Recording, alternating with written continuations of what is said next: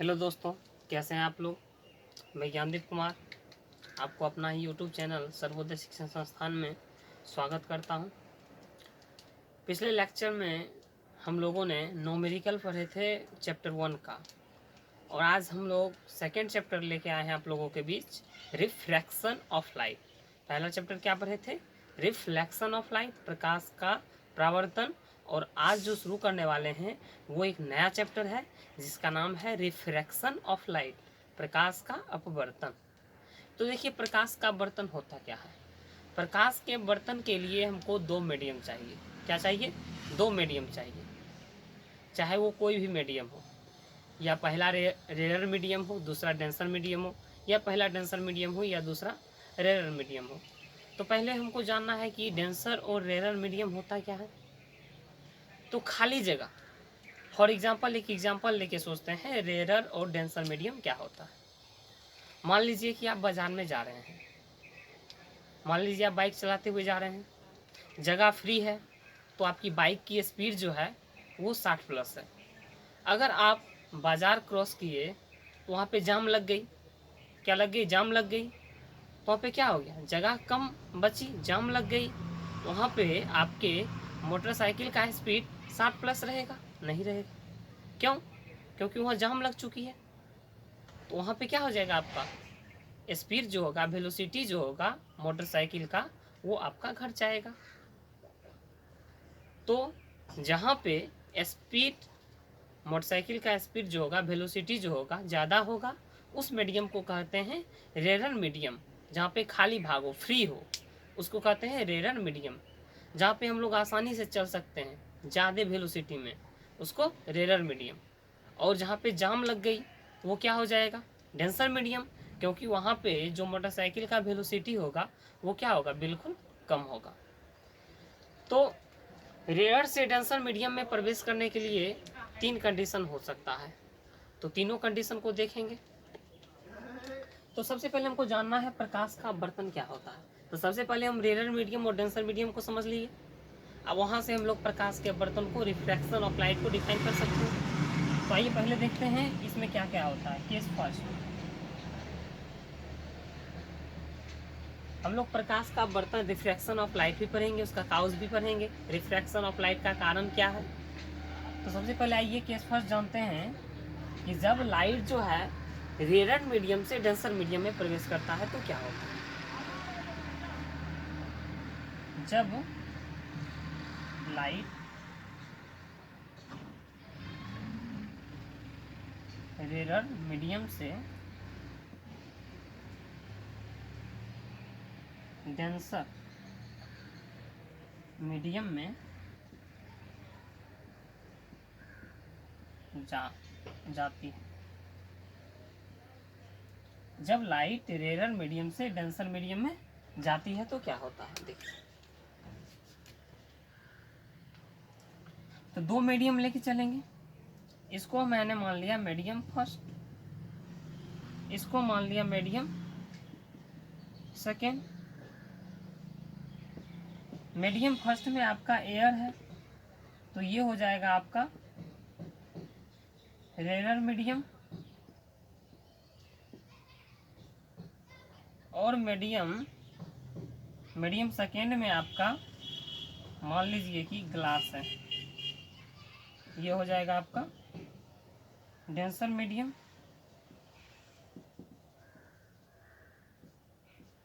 या मान लीजिए वाटर है, तो एयर क्या होगा? फ्रीली होगा, ये खाली खाली होगा एयर। लेकिन अगर ग्लास ले ले या आपका वाटर ले ले तो वो क्या होगा? भरा हुआ रहेगा। तो क्या होगा? एयर आपका रेयर मीडियम होगा, और ग्लास या वाटर यहाँ पे ले लेंगे तो वो भी आपका क्या हो जाएगा? वाटर ले लेंगे तो वो भी क्या हो जाएगा? डेंसर मीडियम, क्योंकि वाटर क्या होगा? भरा हुआ होगा। तो कहता है कि जब लाइट रेयर मीडियम से डेंसर मीडियम में जाती है तो क्या होता है। तो ये रेयर मीडियम और ये डेंसर मीडियम। तो जब लाइट रेयर मीडियम से डेंसर मीडियम में जाती है, तो मान लीजिए यहाँ से लाइट इंसिडेंट हुआ, ये सरफेस हो गया। अब देखिए, किसी भी सरफेस पे जब लाइट इंसिडेंट होगा तो वहाँ पर जो जिस पॉइंट पे इंसिडेंट होगा उस पॉइंट पे हम लोग नॉर्मल डालते हैं। और नॉर्मल क्या होता है? Perpendicular to surface, perpendicular to surface. Surface पे जो परपेंडिकुलर होगा वही आपका नॉर्मल होगा। तो ये सरफेस है, इसमें हम परपेंडिकुलर डालते हैं।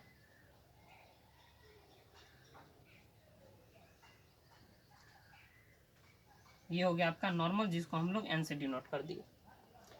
तो जब लाइट रेयर मीडियम से डेंसर मीडियम में जाता है, यानी खाली से भारी वाले स्थान पर जाता है, तो क्या होता है? तो जब खाली से भारी वाले स्थान पर जाएगा तो ये क्या होगा कि अभिलंब की ओर मुड़ जाएगा, यानी बेंड्स हो जाएगा किधर? Towards the normal. इसको जाना चाहिए था किधर? ये सीधे जाता इस डायरेक्शन में, इस डायरेक्शन में रिफ्रैक्टेड हो जाता, लेकिन ये क्या हो जाएगा? बेंड किधर कर जाएगा? नॉर्मल की ओर, टुवार्ड्स नॉर्मल। तो लिख देते हैं हम बेंड्स टुवार्ड्स नॉर्मल, यानी ये नॉर्मल की ओर क्या हो जाएगा? बेंड कर जाएगा। तो ये आपका नॉर्मल, तो नॉर्मल की ओर बेंड कर गया ऐसे। तो यहाँ से जो ये नॉर्मल है, नॉर्मल और ये क्या है?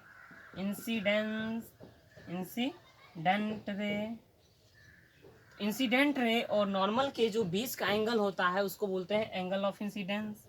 ये हो गया एंगल ऑफ इंसिडेंस। और नॉर्मल और ये क्या है? रिफ्रैक्टेड रे। तो नॉर्मल और रिफ्रैक्टेड रे के बीच का जो एंगल होता है उस एंगल को बोलते हैं angle of refraction. Angle of refraction ये हो गया R. Angle of incidence, angle of refraction. अब केस सेकंड लेके चलते हैं। केस सेकंड में क्या होता है? केस फर्स्ट में था कि जब लाइट रेयर मीडियम से डेंसर मीडियम में जाती है, जब लाइट रेयर मीडियम से डेंसर मीडियम में जाती है, जस्ट इसका अपोजिट सोचते हैं। जब लाइट डेंसर मीडियम से किधर जाएगी? डेंसर मीडियम से रेयर मीडियम में जाएगी, तब देखिए क्या होगा। डेंसर से रेयर, तो डेंसर में आपका वाटर ले लेते हैं, DM डेंसर मीडियम, वाटर हो गया। ये मान लीजिए कोई सरफेस हो गया,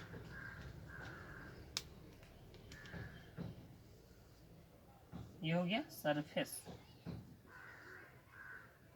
और ये मीडियम हो गया आपका एयर, जिसको हम लोग बोलते हैं RM रेयर मीडियम। तो रेयर, जब लाइट जो होता है डेंसर मीडियम से रेयर मीडियम में जाएगी तो क्या होगा?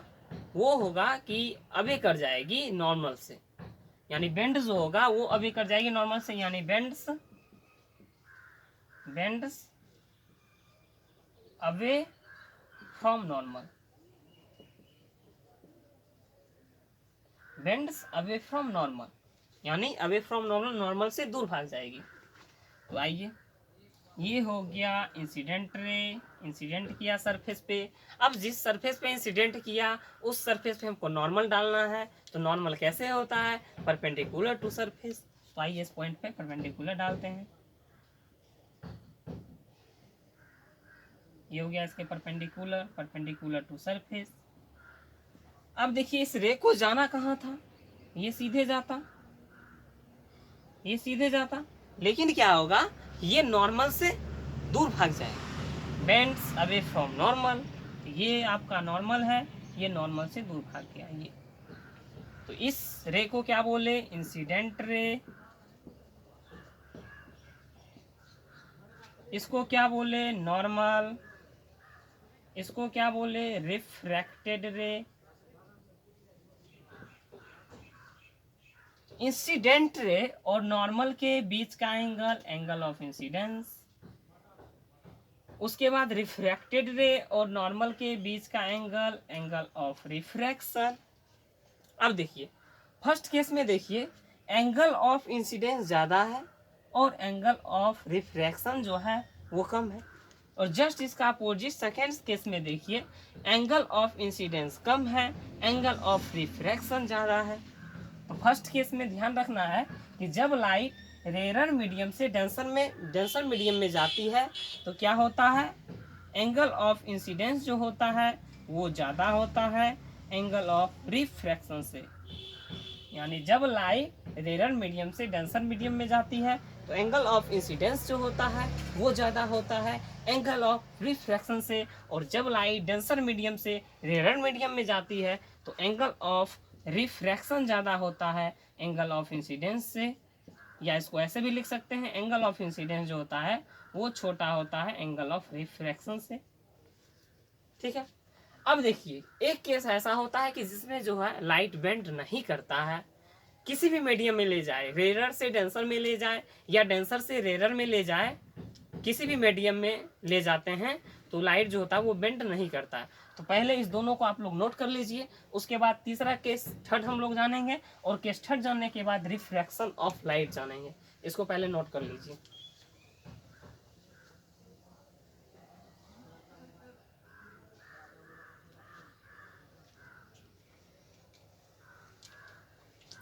तो आइए जानते हैं केस थर्ड के बारे में।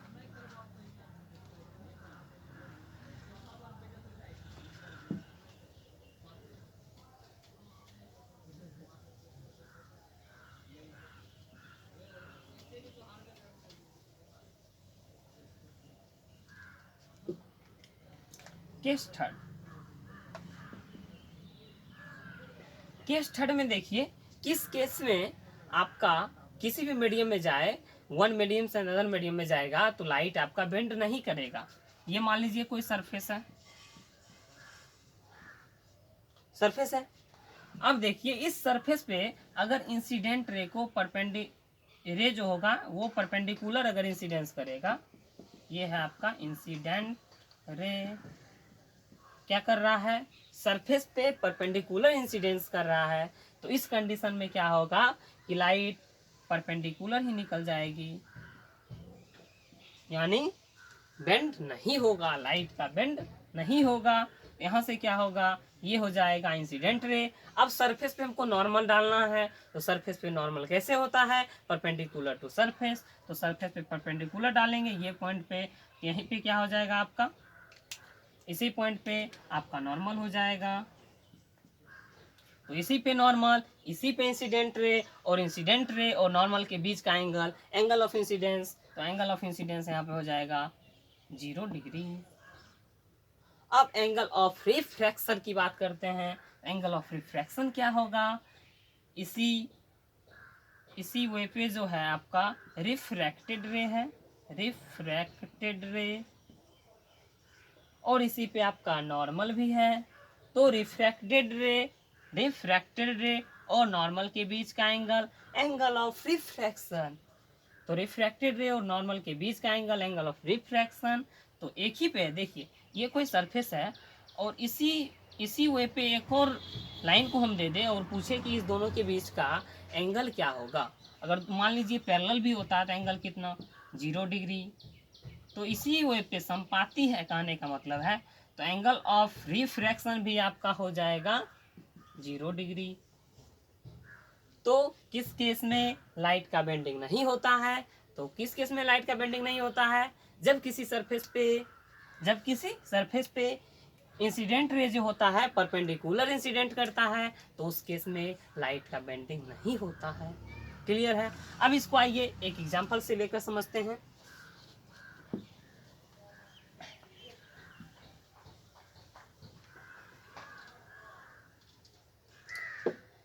एक एग्जांपल से लेकर समझते हैं। मान लीजिए ये कोई ग्लास स्लैब है,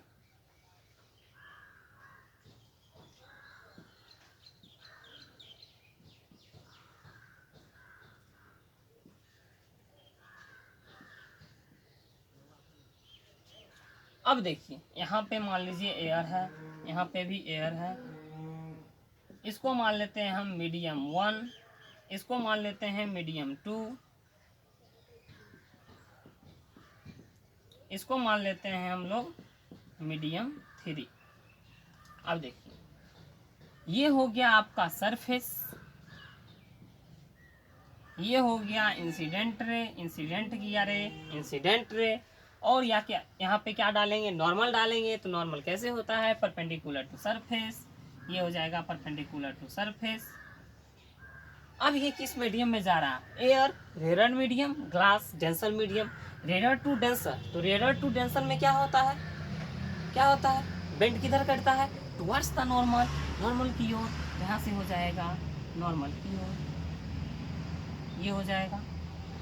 और ये हो गया आपका इंसिडेंट रे, इंसिडेंट रे। ये हो गया नॉर्मल, और इंसिडेंट रे और नॉर्मल के बीच का एंगल, एंगल ऑफ इंसिडेंस, और ये नॉर्मल। और ये हो गया रिफ्रैक्टेड रे, रिफ्रैक्टेड रे, और एंगल ऑफ रिफ्रैक्शन आर, क्योंकि रिफ्रैक्टेड रे और नॉर्मल के बीच का एंगल, एंगल ऑफ रिफ्रैक्शन। अब क्या होगा? ये डेंसर मीडियम, अब इसको मान लेते हैं सरफेस। अब ग्लास क्या? Denser medium. एयर क्या? Rare medium. तो अब क्या होगा? डेंसर टू रेयर, तो denser to rare, denser to rare में क्या हो जाता है? Bends away from normal, bends away from normal. यहाँ से पहले नॉर्मल डालेंगे। नॉर्मल कैसे डालेंगे? Perpendicular to surface, perpendicular to surface. यहाँ से हो जाएगा परपेंडिकुलर टू सरफेस, तो क्या किधर हो जाएगा? Bends away from normal, normal से दूर भाग जाएगा। तो ये हो गया एंगल ऑफ रिफ्रैक्शन, और ये हो गया एंगल ऑफ इंसिडेंस। क्लियर है? अब एक दूसरा एग्जांपल लेके समझते हैं।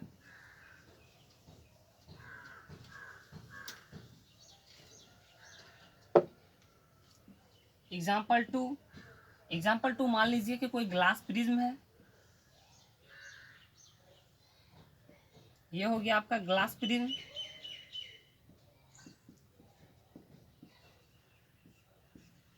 ग्लास प्रिज्म, इसमें मान लीजिए कोई रे इंसिडेंट किया। इंसिडेंट करेगा तो जिस सरफेस पे इंसिडेंट किया, मान लीजिए ये सरफेस है, ये सरफेस है, जिस सरफेस पे इंसिडेंट करेगा उस पे क्या डालेंगे? नॉर्मल। और नॉर्मल क्या होता है? Perpendicular to surface. ये सरफेस है, इस पे परपेंडिकुलर नॉर्मल डालेंगे, ये हो जाएगा ऐसे, ये नॉर्मल हो गया। अब क्या होगा? यहाँ पे क्या है? एयर है, तो एयर से ग्लास में जा रहा है, यानी रेयर से डेंसर में जा रहा है। तो रेयर से डेंसर में जाता है तो क्या होता है? बेंड्स टुवर्ड्स द नॉर्मल, तो नॉर्मल की ओर मुड़ेगा। तो ये ऐसे मुड़ जाएगा, इसको जाना चाहिए था इधर, लेकिन ये मुड़ गया इधर। अब ये सरफेस हो गया, फिर यहाँ पे आपको नॉर्मल डालना पड़ेगा। तो नॉर्मल क्या होता है? परपेंडिकुलर टू सरफेस, तो यहाँ पे परपेंडिकुलर डाल देते हैं, ये हो गया नॉर्मल। अब क्या होगा? अब जा रहा है डेंसर टू रेयर, तो डेंसर टू रेयर के लिए क्या केस है? डेंसर टू रेयर के लिए केस है bends away from normal. Bend किधर करेगा? अवे फ्रॉम नॉर्मल, नॉर्मल से दूर भाग जाएगा। तो ये नॉर्मल है, इसको जाना था सीधे, लेकिन नॉर्मल से दूर भाग गया। तो ये हो गया आपका सेकेंड एग्जाम्पल। उम्मीद करते हैं इस एग्जाम्पल से आपको समझ में आ गई होगी। अब हम लोग जानते हैं प्रकाश का अपवर्तन। प्रकाश का अपवर्तन, रिफ्रैक्शन ऑफ लाइट क्या होता है? देखिए, जब लाइट एक मीडियम से दूसरे मीडियम में जाती है, अर्थात रेयर टू डेंसर या डेंसर टू रेयर, तो जब लाइट वन मीडियम से दूसरे मीडियम में जाती है तो क्या होता है? या तो रे बेंड्स करता है किधर? अवे फ्रॉम नॉर्मल या टुवर्ड्स द नॉर्मल, या तो नॉर्मल की ओर मुड़ती है या नॉर्मल से दूर भाग जाती है। और यह जो फेनोमिना है यही क्या कहलाएगा? Refraction of light, that is called refraction of light. तो क्या होगा इसका definition? When light is passes through one medium to another medium, his pass are changes, this phenomena is known as refraction of light. यानी जब प्रकाश एक माध्यम से दूसरे माध्यम में प्रवेश करती है तो वह अपने पथ से विचलित हो जाती है या मुड़ जाती है। मुड़ जाती है, विचलित हो जाती है, एक ही बात है। और यह घटना जो है क्या कहलाता है? Refraction of light, that is called refraction of light. तो आप लोग लिख भी सकते हैं, हम बता चुके हैं। तो आप लोग लिखना चाहते हैं तो लिख लीजिए, प्रकाश का अपवर्तन, रिफ्रैक्शन ऑफ लाइट। जब प्रकाश एक माध्यम से दूसरे माध्यम में प्रवेश करती है, when light is passes through one medium to another medium, his pass are changes, this phenomena is known as refraction of light. ये था आपका रिफ्रैक्शन ऑफ लाइट। अब हम लोग जानेंगे रिफ्रैक्शन ऑफ लाइट का काउज क्या है, उसका कारण क्या है, यानी cause of refraction of light, cause of refraction of light. अगला हेडिंग देंगे आप लोग cause of refraction of light, cause of refraction of light।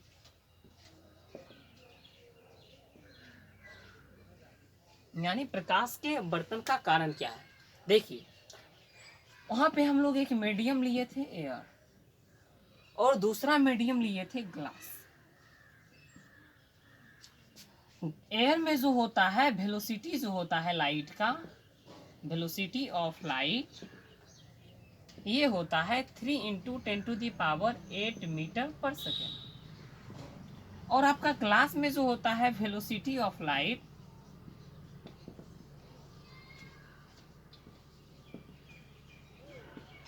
ये होता है 2 × 10⁸ मीटर प्रति सेकेंड, ये होता है।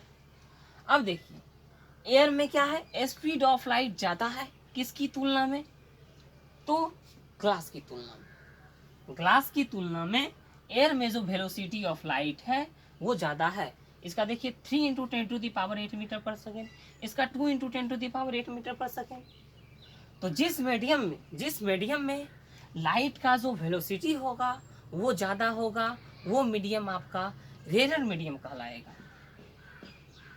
वो आपका रेयर मीडियम कहलाएगा।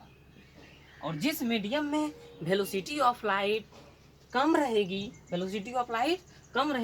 उस मीडियम को हम लोग बोलते हैं denser medium.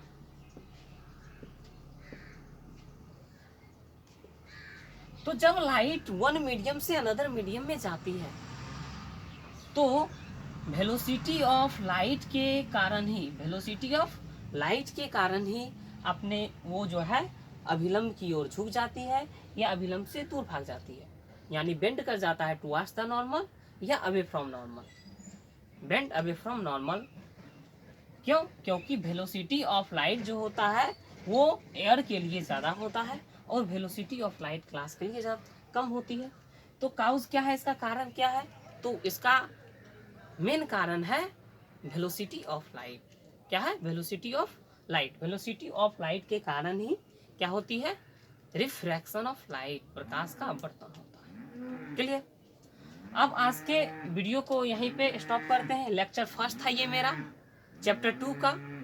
Next video lecture जब सेकेंड आप लोगों के बीच लेकर आएंगे तो उसमें हम लोग जानेंगे रिफ्रैक्टिव इंडेक्स और loss of refraction of light. क्या क्या जानेंगे, रिफ्रैक्टिव इंडेक्स और loss of refraction of light. तो आज के लिए इतना ही। और अगर अभी तक आप मेरे चैनल को सब्सक्राइब नहीं किए हैं तो प्लीज़ उसको सब्सक्राइब कर लीजिए और बेल आइकन पर क्लिक कर दीजिए ताकि अगले वीडियो आप तक पहुँचे सबसे पहले। और एक ख़ास बात, एक लाइक ज़रूर कीजिएगा। इसी लाइक से हम लोगों की हौसला बनती है और हौसला बनेगी तो हो सकता है कि अगले वीडियो लेक्चर सेकेंड में हम इससे भी बेहतर आपको देने की कोशिश करेंगे। तो आज के लिए थैंक यू।